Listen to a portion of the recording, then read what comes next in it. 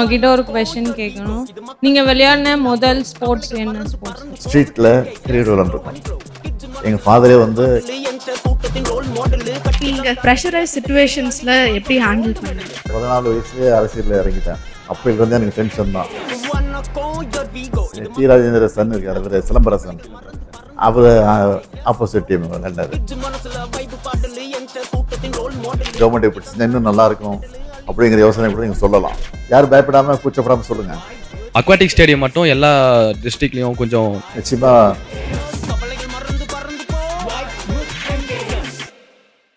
வணக்கம் ஐயா. இன்னைக்கு நம்மளோட தமிழ்நாடுக்கு எல்லா யங் டேலண்ட்ஸ் எல்லாம் இங்கே வந்திருக்கோம். ஆரம்பிக்கிறது முன்னாடி என்னோட ஃபர்ஸ்ட் இன்ஸ்டன்ஸ் நான் உங்களை பார்த்தது வந்து 2007 நான் காமன்வெல்த் கேம்ஸ் வின் பண்ணிட்டு வந்திருந்தேன். கலைஞர் ஐயா கிட்ட ஹை கேஷ் இன்சென்டிவ் முதல் முறையாக வாங்கும்போது நீங்களும் இருந்தீங்க. அந்த ஒரு ஸ்டார்டிங் பாயிண்ட்லேருந்து இந்த லாஸ்ட் ஒரு 3-4 வருஷத்துல எல்லா வெவ்வேறு ஸ்போர்ட்டையும் நம்ம தமிழ்நாடு வந்து ஒரு வேர்ல்ட் மேப்ல எடுத்துட்டு வந்திருக்கீங்க. ஸோ முதல்ல அதுக்கு ஒரு மிகப்பெரிய நன்றி உங்களுக்கு எங்க சார்பாக.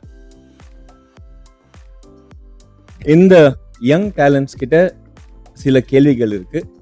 ஸோ அவங்க உங்களை கேட்க போறாங்க சில கேள்விங்க. அவங்களை எல்லாம் சந்திக்கிற நான் முயற்சி எடுக்கிறேன். ஏதோ நீங்க வந்து சில கேள்விகளை என்னிடத்துல கேட்க போறீங்கன்னு சொன்னாரு. கேள்விகளை கேளுங்க, முடிஞ்ச வரைக்கும் நான் பதில் சொல்றேன், கேட்கலாம். உங்க சின்ன வயசுல உங்களுக்கு ரொம்ப பிடிச்ச ஸ்போர்ட்ஸ் பிளேயர் யார் சார்? பார்த்து மோட்டிவேட் ஆன ஸ்போர்ட்ஸ் பிளேயர் சின்ன வயசுலயா? ஆமா சார். கிரிக்கெட்டை பொறுத்த வரைக்கும் கபில் தேவ் எனக்கு ரொம்ப பிடிக்கும். ஏன்னா அவர் சாதாரண குடும்பத்தில் பிறந்து படிப்படியாக வளர்ந்து முன்னுக்கு வந்தவர். அவர் அது மட்டும் இல்லாமல் இந்தியாவுக்கே வேர்ல்ட் கப்பில் வாங்கி கொடுத்த முதல் ஒரு கேப்டனாக இருந்தவர் கபில் தேவ். அதனால ரொம்ப பிடிக்கும் எனக்கு.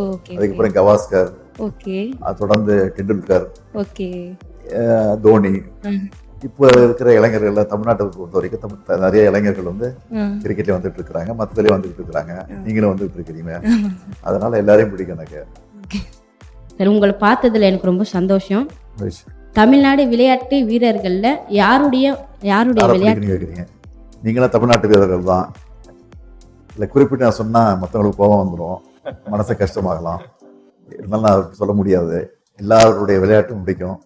தமிழ்நாட்டை சார்ந்த அத்தனை பேரும் சிறப்பு விளையாடி இந்த நாட்டுக்கு, குறிப்பாக தமிழ்நாட்டுக்கு, இந்தியாவுக்கு பெருமை தேடி தர வேண்டும் என்பதுதான் என்னுடைய வேண்டுகோள், என்னுடைய ஆசையும் தான்.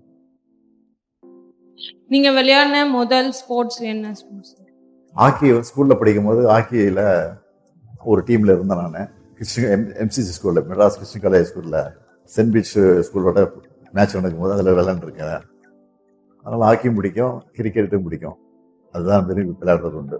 வணக்கம் ஐயா, என் பேர் காசிமா. நான் சென்னையில் second year Justice Basheer Syed Ahmed காலேஜில் படித்தேன். திருவற்றியூர். நான் வந்து 2024 6th வேர்ல்ட் கப் கேரம் டோர்னமெண்ட்டில் 3 கோல்டு மெடல் வின் பண்ணிக்கு இந்தியாவுக்கும் தமிழ்நாட்டுக்கும் சென்னைக்கும் பெருமை சேர்த்து கொடுத்தது ரொம்ப ஹாப்பியாக இருக்குது. எனக்கு 2 நாள் தான் இருந்தது போகிறதுக்காக. எங்கள் அப்பா ஒரு ஆட்டோ டிரைவர், அந்த நேரத்தில் எனக்கு கட்ட முடியல. அந்த நேரத்தில் சாம்பியன் ஃபார்ம் SDITயில் அப்ளை பண்ணி 1 டே கூட ஆகலை, எனக்கு 1.5 லட்ச ரூபாய் கொடுத்து அமெரிக்காவுக்கு போக வச்சுருந்தீங்க. போயிட்டு வந்ததுக்கு அப்புறமாவும் எனக்கு ஊக்கத்தொகையாக 1 கோடி ரூபாய் கொடுத்துருக்கீங்க. நீங்கள் வாழ்த்தலைன்னா நான் எங்கள் அப்பா இன்னைக்கு வரைக்கும் ஒரு ஆட்டோ டிரைவராக தான் இருந்திருப்பாரு. நாங்களும் வெளி உலகத்துக்கு தெரிய வந்திருக்க மாட்டோம் சார். ஒரு சட்டசபையில வந்து நீங்க சொல்லியிருந்தீங்க சார், ஒரு காசிமா இல்ல 100 காசிமா உருவாக்கணும்ட்டு. இந்த வருஷம் கீர்த்தனா வந்து எங்க கிளப்ல 13 வருஷமா பிராக்டிஸ் பண்ணி 3 கோல்டு மெடல் வின் பண்ணியிருக்காங்க. இந்த மாதிரி நாங்க வின் பண்ணிட்டு வந்ததுக்கு காரணம் நீங்க தான். நீங்க வந்து என்ன வெளி உலக தெரிஞ்சதுனால இன்னைக்கு என்னுடைய ஸ்டோரி வந்து ஒரு மூவியா வந்து ரிலீஸ் ஆக போகுது சார். த கேரம் குயின் சொல்லிட்டு என்னுடைய மூவி வந்து இப்போ போயிட்டு இருக்கு. இது வந்து ரொம்ப ஹாப்பியா இருக்கு சார். கண்ணகி நகர்ல கார்த்திகா வந்து சொல்லியிருந்தாங்க, அந்த ஏரியானா என்னன்ட்டே தெரியாது. இன்னைக்கு வந்து கண்ணகி நகர்னாலே கார்த்திகான்னு சொல்லிட்டு தெரிய வச்சிருக்கீங்க. இது யாருமே இல்லை அப்படின்ட்டு இருந்த நேரத்துல இப்போ வந்து நீங்க இருக்கீங்க, நாங்க வின் பண்ணுவோம்னு சொல்லிட்டு எல்லாருமே போயிட்டு இருக்காங்க. கண்டிப்பா நாங்களும் வந்து அடுத்த வர வேர்ல்ட் கப்லயும் வந்து கண்டிப்பா தமிழ்நாட்டு சார்பாகவும் சென்னை சார்பாகவும் நாங்கள் கண்டிப்பா வின் பண்ணிட்டு வருவோம் சார். ரொம்ப நன்றி சொல்லிக்கிறேன்.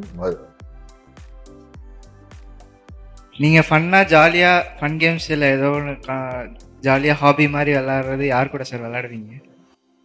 நான் இப்போ விளையாடுறதுக்கு வாய்ப்பு இல்லை, ஆனால் வாய்ப்பு கிடைச்சா விளையாடுவேன். அதில் சந்தேகம் கிடையாது. அது ரொம்ப ஆசை எனக்கு. எங்கேயாவது ரோட்டில் கிரிக்கெட் விளையாட பார்த்தா நானே போய் பேட்டை பிடிச்சி அவங்களோட விளையாடிட்டு வந்திருக்கிறேன். நான் சின்ன பிள்ளையா ஸ்கூலில் படிச்சுட்டு இருக்கும்போது ஸ்ட்ரீட்டில் கிரிக்கெட் விளையாண்டுருக்கோம். எங்கள் ஃபாதரே வந்து கிரிக்கெட் விளையாண்டுருக்காரு தலைவர். அவருக்கு நம்ம போலிங்லாம் போட்டிருக்கேன். நான் வந்து போலர். எனக்கு அதில் ஆஃப் ஸ்பின் தான் நல்லா போடுவேன் நான். அது மட்டும் இல்லாமல் ஸ்கூலில் படிக்கும்போது பார்த்தீங்கன்னா புக் கிரிக்கெட் விளையாடுவோம். நீங்கள் பார்த்துருப்பீங்க, அந்த புக்கு பேஜ் திருப்பும் போது 6 56 6 6 4 ஒரு 0 வந்து அவுட்டு. உங்களுக்கு தெரியும், எனக்கு பல பேர் தெரிஞ்சிருக்கும். அந்த மாதிரி விளையாண்டுருக்கோம். கிளாஸ் நடந்துகிட்டு இருக்கோம், நான் பாட்டு பசங்க விளையாண்டுட்டு போதேன். அதெல்லாம் ஞாபகம் வரும் எனக்கு. கிரிக்கெட் அந்த அளவுக்கு பைத்தியமாக இருந்தவன் நான் கிரிக்கெட்டில். Actors, cinema actors cricket match போட்டு சேப்பாக்கில் அதுக்கு நடந்த மேட்ச்சில் நான் கலந்துக்கிட்டப்போ நான் என்னோட டீமில் எங்கள் சினிமா நடிகர் டீமில் வந்து நான் வந்து போலராக என்னை செலக்ட் பண்ணியிருந்தாங்க. 3 விக்கெட் எடுத்தப்போ. அப்படியா சார்? ஆமாம். அதை பற்றி கொஞ்சம் ஏதாவது சொல்லுங்கள் சார். டி ராஜேந்திர சன் இருக்கார், அவர் சிலம்பரசன். அவர் ஆப்போசிட் டீம் விளையாண்டாரு. நடிகர் நெப்போலியன் விக்கெட்டு. இன்னொருத்தர் சரியாக போல 3 விக்கெட் எடுத்தாங்க. எல்லாம் ஆஃப் பிரேக் போட்டு தான் எடுத்தேன். ரொம்ப நல்லா சார். அடுத்த 10 ஆண்டு காலத்தில் தமிழ்நாடு விளையாட்டுத்துறை எந்த நிலையில் இருக்கும்னு நினைக்கிறீங்க? இப்போ வந்து நான் என்னுடைய தலைமையில் ஆட்சிக்கு வந்து 4 வருஷம் ஆச்சு. இந்த ஆட்சிக்கு வந்ததுக்கு பிறகு எல்லா துறையிலையும் இன்னைக்கு வந்து முன்னேறிக்கு வரோங்கிறது உங்களுக்கே தெரியும். எல்லா துறையும், குறிப்பாக கல்வித்துறை, அதே மாதிரி இன்னைக்கு விளையாட்டுத்துறையிலையும் எல்லா மாநிலத்தையும் மிஞ்சக்கூடிய அளவுக்கு நம்ம வந்துகிட்டு இருக்கிறோம். அதனால தான் விளையாட்டுத்துறைக்காக உதயநிதியை வந்து நான் அமைச்சராக்கி அவர் வந்து இதில் இன்ட்ரெஸ்ட் காட்டி அவர் நல்லா ஸ்பீடாக பண்ணிகிட்டு இருக்காரு. உங்களுக்கே தெரியும், நல்ல பாராட்டு அவர் வாங்கிட்டு இருக்காரு. தொடர்ந்து அவர் துணை முதலமைச்சர் அவரை அந்த பொறுப்பு கொடுத்துருக்குறோம். அதனால இப்போ எல்லா ஸ்டேட்டோட தொடர்பு கொண்டு, ஸ்டேட்டோட மட்டும் இல்லை, வெளிநாட்டில் இருக்கிற அந்த விளையாட்டு துறையோட தொடர்பு கொண்டு இன்னைக்கு வெளிநாட்டில் சார்ந்த ஹாக்கி மேட்ச் நடக்குது, வெளிநாட்டில் வந்து கலந்துக்கிறாங்க. அதனால் இப்போ சிறப்பாக வந்துக்கிட்டு இருக்கு இந்த ஆட்சியை பொறுத்த வரைக்கும். இது தொடரும் என்ற நம்பிக்கை எனக்கு இருக்கு. நீங்க ப்ரெஷரைஸ் சிச்சுவேஷன்ஸ்ல எப்படி ஹேண்டில் பண்ணுவீங்க? நான் வந்து 14 வயசுலேயே அரசியலில் இறங்கிட்டேன். அப்பையிலேருந்து எனக்கு டென்ஷன் தான். அப்பையிலேருந்து ஏதாவது டென்ஷனான செய்தி வந்துட்டு இருக்கான். அதனால் பழகி போச்சு எனக்கு.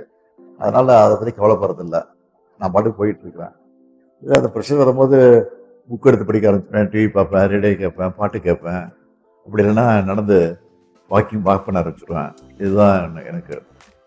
வணக்கம் சார், என் பேர் மனோஜ். நான் மதுரை மாவட்டத்துலேருந்து வரேன். நான் இப்படி மாற்றுத்திறனாளியாக பிறந்துட்டேன்னு எங்கள் ஊர்லேயும் எங்கள் ஸ்கூல்லேயும் எங்கள் டீச்சர் யாருமே எனக்கு எந்த விளையாட்டு போட்டிக்குமே அலோவ் பண்ண மாட்டாங்க. இவனுக்கு அடிபட்டுரும், இவன் வந்தால் கீழே விழுந்துருவான், ஸோ அதுக்கு நம்ம தான் பொறுப்பேற்றுக்கிறோம்ட்டு என்னை ஒதுக்கி தான் வச்சுருந்தாங்க. ஸோ நம்ம குறையா பிறந்துட்டோம், நம்ம ஒன்றும் பண்ண முடியாது, இதை வச்சு நம்ம எப்படி நம்ம முன்னேற போகிறோம்னு நினச்சி நானாகவே தான் ப்ராக்டிஸ் பண்ணிக்கிட்டு இருந்தேன். ஸோ அப்படி ப்ராக்டிஸ் பண்ணிக்கும்போது 2011 எனக்கு ஒரு வாய்ப்பு கிடச்சிச்சு. மாற்றுத்திறனாளிக்கும் தனி விளையாட்டு போட்டின்னு ஒரு வாய்ப்பு கிடச்சி. ஸோ அதில் பார்ட்டிசிபேட் பண்ணி நான் கோல்டு மெடல் பண்ணேன். ஸோ அதுலேருந்து இப்போ வரைக்கும் நான் தான் நேஷ்னல்ஸ்லேயே ஷார்ட் புட்டில் கரண்ட் நேஷ்னல் ரெக்கார்டு ஹோல்டரு. 2023 ஜெர்மனிக்கு போகிறதுக்கு வாய்ப்பு கிடச்சிச்சு. பட் எனக்கு போகிறதுக்கு நிதி இல்லை. அப்போ நம்ம எம்எஸ்ஆர்ட்ட போய் ஒரு ரெக்வஸ்டேஷன் வச்சோம், சார் இப்படி நாங்கள் போகிறோம் சார்னா அவர் உடனே நம்ம டெப்டி சிஎம் சார்ட்ட சொல்லி 2 நாளே எங்களுக்கு அமௌண்ட் சேங்ஷன் பண்ணி கொடுத்துட்டாங்க சாம்பியன்ஷிப் ஃபவுண்டேஷன்லேருந்து. அதுலேருந்து சாம்பியன்ஷிப் ஃபவுண்டேஷன் மட்டும் 22 லட்ச ரூபா கேஷ் வாங்கியிருக்கேன். உண்மையிலே இந்த கவர்மெண்ட் ரொம்ப சிறப்பாக பண்ணிகிட்டு இருக்காங்க. ஸ்போர்ட்ஸ்லாம் என் லைஃப் ரொம்ப மோசமான நிலைமையில தான் போயிருக்கோம். இந்த ஸ்போர்ட்ஸ்னால தான் எனக்கு ஒரு லைஃப்பில் அடுத்த விஷயன்றது ஜாபும் கொடுத்துட்டாங்க. அப்புறம் கல்யாணமும் நடந்துச்சு. அந்த கல்யாணத்துக்கும் நம்ம டெப்டி சிஎம் சார் வந்து என் வீட்டுக்கே வந்து என் கல்யாணத்தையும் அவர் வீட்டு கல்யாணம் மாதிரி நடத்தி கொடுத்தாங்க. இப்போ பெண் குழந்தை பிறந்திருக்கு சார். எங்கள் ஊர் சைட்லாம் பெண் குழந்தைன்றது பிறந்தோம்னா ஒரு மாதிரி தான் பார்ப்பாங்க, ஏன் பெண் குழந்தைன்னு நினைப்போம். ஆனால் வெல்லும் பெண்கள் நிகழ்ச்சியை பார்த்து உண்மையில் ரொம்ப சந்தோஷமாக இருந்துச்சு. இப்போ நான் எங்கள் ஊரில் போய் சொல்லுவேன், எனக்கு உண்மையில எங்கள் கவர்மெண்ட் என்னை என் பொண்ணை பார்த்துக்கணுன்றதை நான் தைரியமாக போய் சொல்லுவேன். நான் இது வரைக்கும் இந்த கவர்மெண்ட்லேருந்து மட்டுமே 50 லட்ச ரூபா ஹை கேட்ச் இன்சென்டிவ் மட்டும் வாங்கியிருக்கேன். அது மட்டும் இல்லாமல் எனக்கு இந்த கவர்மெண்ட் வந்து 3% ஸ்போர்ட்ஸ் கோட்டாலே அப்பாயின்மெண்ட் போட்டு கொடுத்துருக்காங்க. உண்மையிலே எனக்கு ரொம்ப சந்தோஷமாக இருக்குது சார். கல்வியில் சிறந்த தமிழ்நாடுல பேசுனீங்க. ஆமாம் சார், நான் தான் சார். உங்களுக்கு தோனி சார் கிட்ட பிடிச்ச குவாலிட்டி என்னங்க sir? Dhoni கிட்டயா?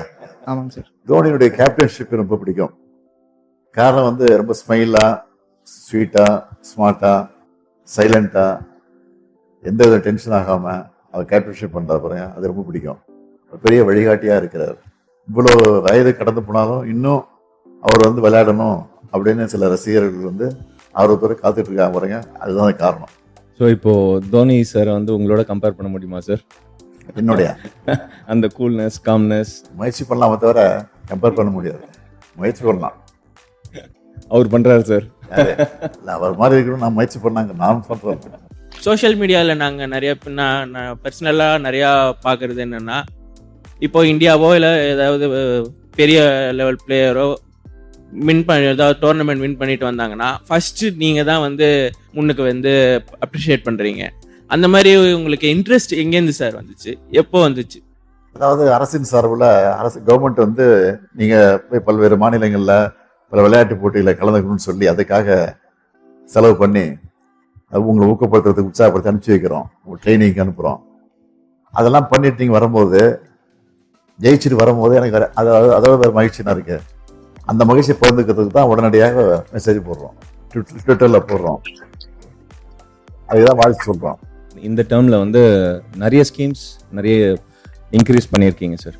Olympic level, international லெவலில் விளையாடும்போது elite sports person scheme, memes வந்து நேஷனல் லெவலில் விளையாடுறாங்க, ஸ்டேட்டு டிஸ்ட்ரிக்டில் நல்லா விளையாடுறோம், சாம்பியன்ஸ் டெவலப்மெண்ட் ஸ்கீம் சிடிஎஸ் அப்படின்ற இந்த 3 ஸ்கீம் இருக்குது. ஸோ என்னோட ட்ரீம் வந்து நம்ம தமிழ்நாட்டிலேருந்து ஒரு ஒலிம்பிக் மெடல் இங்கே அந்த 2036 கேம்ஸில் வரும்.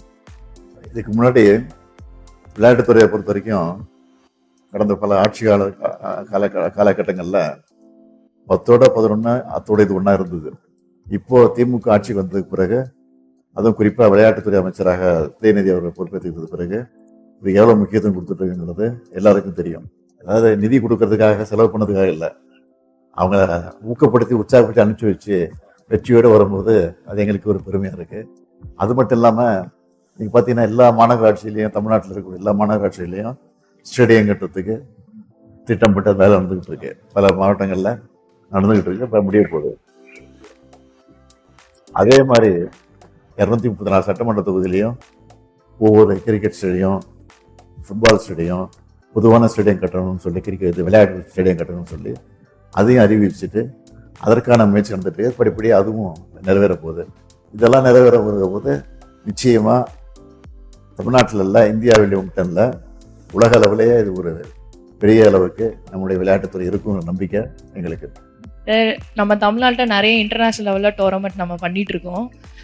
நிறைய பேர் சொல்கிறாங்க தமிழ்நாட்டில் நல்லா பண்ணிட்டு இருக்காங்க அப்படின்னு சொல்கிறாங்க. எப்படி சார் இதில் உங்களுக்கு இன்ட்ரெஸ்ட் வந்துச்சு பண்ணலாம் அப்படின்னு? எல்லா துறையிலையும் நம்ம முன்னுக்கு வர மாதிரி இந்த துறையிலையும் முன்னுக்கு வரணுங்கிற ஆசை தான். அவங்க நம்பி மக்கள் வந்து நம்ம இடத்துக்கு பொறுப்பை படைச்சிருக்கிறாங்க. அந்த மக்களுக்கு நம்ம நல்லது செய்யணும், திட்டங்களை கொண்டு வரணும், சாதனைகளை படைக்கணும். மற்ற மாநிலங்கள் நம்ம மாநிலத்தை பார்த்து பின்பற்றணும். நம்ம வந்து பல மாநிலங்கள் வந்து முன்னால் இருக்கு விளையாட்டுத்துறையில் அப்படிங்கிற போது நமக்கே ஒரு ஆதங்கம் ஏற்படுது. அந்த மாநிலம் நல்லா இருக்க, ஏன் நம்ம மாநிலம் வரக்கூடாது அப்படிங்கிற ஆதங்கம் வந்து ஆரம்பத்துலேருந்து எனக்கு உண்டு. அந்த அடிப்படையில் தான் அந்த உணவு வந்துச்சு. அந்த அடிப்படையில் தான் இன்னைக்கு வந்து செஞ்சுக்கிட்டு. வணக்கம் சார். என்னோட கேள்வி என்னன்னா, இப்போ தமிழ்நாட்டில் இருக்கிற யங் ஸ்போர்ட்ஸ் பர்சனுக்கு ஒரு மெசேஜ் சொல்லணும்னா என்னங்க சார் சொல்லுவீங்க? நான் இப்போ இங்கே இந்த ஃபங்க்ஷன் வரும்போது பார்த்துட்டே வந்தேன். ஒரு 25 இடத்துலையாவது 25 பேராவது ஃபோனை பார்த்துக்கிட்டே பிளாட்ஃபார்ம் நடந்து போயிட்டு இருக்கிறாங்க. அப்படிப்பட்ட இளைஞர்கள் வந்து அதில் அதிகம் கவனம் செலுத்துறதை விட ஓய்வு கிடைக்கிற போது, வாய்ப்பு கிடைக்கிற போது விளையாட்டுத்துறையிலையும் அதிக கவனம் செலுத்தணும் அப்படிங்கிறது ஆசை எனக்கு. நாங்கள் முழு அரசியல்வாதியாக நான் இருக்கிறேன், உங்களுக்கு தெரியும். இப்படிப்பட்ட அரசியல்வாதிகள் எத்தனையோ தோல்விகளை நாங்கள் சந்திச்சிருக்கிறோம். ஆக தோல்வியை கண்டு துவண்டு விடக்கூடாது. அந்த தோல்வியை படிக்கட்டா நினச்சிக்கிட்டு நம்ம அதில் ஏறி தான் போயிட்டு இருக்கணும். அது மாதிரி தான் விளையாட்டு வீரர்களை பொறுத்த வரைக்கும் ஏதாவது வெற்றி பெற முடியலையே அப்படிங்கிற ஆதங்கம் வந்துடக்கூடாது, ஏக்கம் வந்துடக்கூடாது. அதை விடாமுயற்சியாக நீங்கள் பண்ணி இந்த அளவுக்கு வெற்றி வந்திருக்கிறீங்க. அதே போல் மற்ற வீரர்களும், வரக்கூடிய விளையாட்டு வீரர்களும் அதையே பின்பற்ற வேண்டும் என்பதுதான் என்னுடைய ஆசை. நீங்கள் இவ்வளோ கேள்வி கேட்டீங்க, நான் உங்கள்கிட்ட 2-3 கேள்வி கேட்குறேன். ஒன்றும் பெரிய கேள்வி இல்லை. விளையாட்டு வீரர்களாக வரணுங்கிறதுக்கு என்ன அட்வைஸ் கொடுக்குறீங்க அந்த விளையாட்டு வீரர்களுக்கு? இந்த இடத்துக்கு நீங்கள் எப்படி வந்திருக்கிறீங்க, இதை வந்து நீ எப்படி மற்றவங்களுக்கு சொல்கிறீங்க? நான் 22 வருஷமா ஃபுட்பால் விளையாண்டுருக்கேன். எனக்கு 11 வயசுல நான் ஸ்டார்ட் பண்ணேன். ஸ்கூல் பிடி டீச்சர்ஸுங்க தான் எனக்கு சொல்லி கொடுத்தாங்க. என்னோட கோச் மிஸ்டர் எஸ் மாரியப்பன், அவங்க தான் எனக்கு கோச் பண்ணாங்க. ஸ்கூல் பிடி டீச்சராக இருந்து சொல்லி கொடுத்தாங்க. ஆனால் இப்போ இருக்கிறது பார்த்தோன்னா ஒரு டிஸ்ட்ரிக்ட்லையுமே நல்ல ஸ்டேடியம்ஸ் இருக்கு, நிறைய எக்ஸ்பீரியன்ஸ்டு கோச்சஸ் இருக்காங்க. அந்த மாதிரி இருக்கும்போது இந்த காலத்து பிள்ளைங்க ரெகுலர் ப்ராக்டிஸ் பண்ணுறது, டிசிப்ளினாக இருந்தால் ஒலிம்பிக்ஸில் வந்து நிறைய மெடல்ஸ் அடிக்கிறதுக்கான நிறைய வாய்ப்புகள் இருக்கு. அதுக்காக தான் நாங்கள் எல்லாருமே ரொம்ப ஆசைப்படுறோம் சார். இந்த யங்ஸ்டர்ஸ் வந்து இந்த ஃபோனை பார்த்து அதிலே டைம் வேஸ்ட் பண்ணி போயிட்டு இருக்காங்க. அவங்களுக்கு என்ன அட்வைஸ் பண்றீங்க? ஃபோன்லேருந்து நாங்கள் சின்ன வயசுலேருந்து என்னோட ரொட்டீன் எப்படி இருந்திருக்குன்னா, ஸ்கூலுக்கு போகணும், வந்துட்டு கிரவுண்டுக்கு போகணும், ப்ராக்டிஸ் முடிச்சுட்டு வரணும், அடுத்த நாள் ஹோம்ஒர்க் பண்ணுறது, திருப்பி காலைல எழுந்து ப்ராக்டிஸ் போகிறது, ஸ்கூலுக்கு போகிறது, இப்படி தான் என்னோட ரொட்டீன் 13 வருஷமாகவே இருந்திருக்கு. ஸோ நம்ம ஒரு விஷயத்தை நினச்சி டெடிக்கேட்டடாக ஹார்ட் ஒர்க் பண்ணோன்னா கண்டிப்பாக அதை அச்சீவ் பண்ண முடியும். ஸோ நான் எல்லாருக்குமே அதான் சொல்ல விரும்புகிறேன். நீங்கள் எவ்வளோ ஸ்ட்ரகிள்ஸ் வந்தாலும் குவிட் பண்ணாமல் உங்கள் ட்ரீம்ஸை நோக்கி ஹார்ட் ஒர்க் பண்ணிகிட்டே இருங்க. கண்டிப்பாக ஒரு நாள் சக்ஸஸ் ரீச் பண்ணிடுவீங்க. இப்போ பண்ணியிருக்கிற அரசு கவர்மெண்ட் உங்களுக்கு இவ்வளோ சப்போர்ட்டாக பண்ணியிருக்கு. இதை விட நீங்கள் வேற ஏதாவது அதிகமாக எதிர்பார்க்குறீங்களா? கவர்மெண்ட் எப்படி செஞ்சா இன்னும் நல்லா இருக்கும் அப்படிங்கிற யோசனை கூட நீங்கள் சொல்லலாம். யாரும் பயப்படாமல் கூச்சப்படாமல் சொல்லுங்க. நீங்கள் பண்ணுற எல்லாமே உண்மையாகவே ரொம்ப நல்லா இருக்குங்க சார். எங்களுக்கு எல்லா ஸ்கீம்ஸுமே ரொம்ப அருமையாக பண்ணுறீங்க. இதுக்கு மேலே எதிர்பார்க்கறதுக்கு பண்ணிட்டு இருக்கிறத குறைகள் தான் சொல்லலாம். குறைகள்னு சொல்கிறதுக்கு எதுவும் இல்லைங்க சார். ஆக்சுவலாக அக்வாட்டிக் ஸ்டேடியம் மட்டும் எல்லா டிஸ்ட்ரிக்ட்லையும் கட்டி நான் நிச்சயமாக சொல்கிறேன். அக்வாட்டிக்ஸ்லேயும் நல்ல ஒரு நம்ம அண்ணா சொன்ன மாதிரி நாங்கள் 36 ஒலிம்பிக்ஸில் நிச்சயமாக நாங்கள் மெடல் பண்ணுவோம் சார். நிச்சயமா வரக்கூடிய காலகட்டத்தை பண்ணி கொடுப்போம், நம்பிக்கையோடு இருங்க. நோட் பண்ணி வச்சுங்க. Thank you sir. வணக்கம் சார், என் பேர் ஸ்ருதி, இன்டர்நேஷ்னல் பேஸ்கெட்பால் பிளேயர். என் சொந்த ஊர் மதுரை. எனக்கு அப்பா அம்மா இல்லை. அம்மா நான் 11th ஸ்டாண்டர்ட் படிக்கும் போது இறந்துட்டாங்க. அப்பா காலேஜ் ஃபர்ஸ்ட் இயர் கோவிட் டைமில் இறந்துட்டாங்க. எனக்கு ஒரு செகண்ட் வேர்ல்டு அப்படியே நின்று ஃப்ரோஸ் ஆனால் எப்படி இருக்கும்? யாருமே இல்லை எனக்கு திரும்பி பார்க்க, ரிலேட்டிவ்ஸ்லேருந்து யாரும் இல்லை. ஹாஸ்பிட்டலில் நான் மட்டும் இருக்கேன். அம்மா செயின் அடகு வச்சு எல்லாமே கஷ்டப்பட்டு தான் நான் எங்கள் அப்பா இறுதி சடங்கு எல்லாமே முடித்தேன். எல்லாருமே அப்பா அம்மாவோட ஜாலியாக சந்தோஷமாக இருக்காங்க. ஆனால் எனக்கு மட்டும் ஏன் இந்த மாதிரி இருக்கணும், கஷ்டப்படுற மாதிரி இருக்கே அப்படின்னு ஒரு டைமும் ஃபீல் பண்ணுவேன். ஆனால் ஒன்று மட்டும் நான் விடலை, பாஸ்கெட்பால் மட்டும் நான் ஸ்டாப் பண்ணவே இல்லை எக்காரணத்துக்கு கொண்டும். எனக்குள்ள அந்த வெறி. எங்கள் அப்பா ஒரு ஸ்போர்ட்ஸ் பர்சன், ஹாக்கி பிளேயர். அப்பாவுக்கு ரொம்ப ஆசை நான் தமிழ்நாடுக்காக ஆடணும். ஆப்வியஸாக தெரியும் மதுரையில் ரொம்ப லோ இதில் வர்றோம் நாங்கள், இதெல்லாம் எங்கே சாதிக்க போகுதுன்னு நிறையா பேர் என்னை பார்த்து பேசினாங்க. சென்னை வந்தேன். 8 hours ஒர்க் பண்ணுவேன் டெய்லியும். என் கூட பிறந்த தம்பி இருக்கான், அவனையும் நான் தான் பார்த்துக்கணும். SDT ஹாஸ்டலில் தான் படித்தான். இந்தியாவுக்காக என்னை செலக்ட் பண்ணாங்க. First 19th Asian games. அப்படியே படிப்படியாக எனக்கு தெரியும் ஆப்வியஸாக நான் வேலை வாங்கிடுவேன்றது எனக்கு தெரியும், ஷுவராக தெரியும். ஆனால் எனக்குள்ள என்னன்னா, நம்ம இவ்வளோ கஷ்டப்பட்டோம், தமிழ்நாடுக்காக ஆடணும், ஏன் நம்மளுக்கு தமிழ்நாட்டில் வேலை கிடைக்கல? அந்த ஒரு கேள்வி எனக்கு இருந்துகிட்டே இருந்தது. எனக்கு ஆஃபரும் வந்தது, சதர்ன் ரயில்வேலேருந்து, வெளியே ரயில்வேலேருந்து ஆஃபர் வந்தது. என் சர்டிஃபிகேட்ஸ்லாம் வச்சு அப்ளை பண்ணேன். அதில் டெப்டி சிஎம் உதயநாட்டை கூட பேசியிருந்தான்னா எப்போ எங்களுக்கு வரும். December 23, 2024 என் லைஃப் அப்படியே ஒரு சேஞ்ச் ஆச்சு. ஒரு 1ஆம் தேதி வந்தாலே எனக்கு பயமாக இருக்கும். ஐயோ நம்ம ஹாஸ்டல் ரெண்ட் கட்டணுமே, சாப்பாடுக்கு என்ன பண்ணுவோம், தம்பி காசு கொடுக்கணுமே, அவ்வளோ பயந்த என்ன. இப்போ 31st வந்தாலே எங்கள் அக்கௌண்ட்டில் கிரெடிட் ஆகிடும் 80,000. ஆர்டர் காப்பிலாம் வாங்கும் போது எனக்கு அந்த சந்தோஷத்தை வெளிப்படுத்தவே முடியல. அதுக்கு மெயினாக நீங்கள் தான் சார் ஒரு ரீசன். இப்படி இருக்க இளைஞர்களுக்கு நீங்கள் ஒரு எனர்ஜி பூஸ்டர் மாதிரி இருக்கீங்க. இப்போ இந்த தமிழ்நாடு கவர்மெண்ட் செய்கிறதெல்லாம் பார்க்கும்போது இப்படி இருந்த என்ன இவ்வளோ தூரம் தூக்கி வச்சுருக்காங்க, அது வார்த்தைகளால் சொல்லவே முடியல. ரொம்ப நன்றி சார். எனக்கு எப்படா உங்கள்கிட்ட பேசுவோன்னு ரொம்ப ஆர்வமாக இருந்தேன். எங்கேயுமே பேச வாய்ப்பே கிடைக்கல உங்ககிட்ட. உதயநிதி அண்ணா வந்திருந்தாலுமே எனக்கு அவ்வளோ சந்தோஷமாக இருந்திருக்கும். அவரும் இல்லை, பட் ஆனால் நீங்கள் கண்டிப்பாக அவருக்கும் நான் நன்றி சொன்னேன்னு சொல்லிடுங்க சார். எல்லாமே இந்த வாய்ப்பு கொடுத்த அனைத்து நல்ல உள்ளவங்களுக்கும் நன்றி சார். Thank you sir. உங்க எல்லாரையும் சந்திச்சதுல நான் மிகுந்த மகிழ்ச்சி அடைகிறேன், பெருமைப்படுறேன். நீங்கள்லாம் இன்னைக்கு விளையாட்டு வீரர்களாகவும் வீராங்கனைகளாகவும் உருவாகி பல்வேறு சாதனைகளை புரிஞ்சு தமிழ்நாட்டுக்கு, இந்தியாவுக்கு பெருமை தெரிவிக்கக்கூடிய வகையில் நம்முடைய விளையாட்டு போட்டிகளை பங்கேற்று வெற்றியை தேடி தந்திருக்கீங்க. இன்னைக்கு உலக அளவில் விளையாட்டுத்துறையில் தமிழ்நாடு முன்னணி இருக்குங்கிற பேர் வந்தால் அது எனக்கு மட்டும் இல்லை, தமிழ்நாட்டில் இருக்க உங்களுக்கும் பெருமை தான். அந்த பெருமைக்காக நான் காத்துட்டு இருக்கிறேன். வரும் நம்பிக்கை எனக்கு இருக்கு.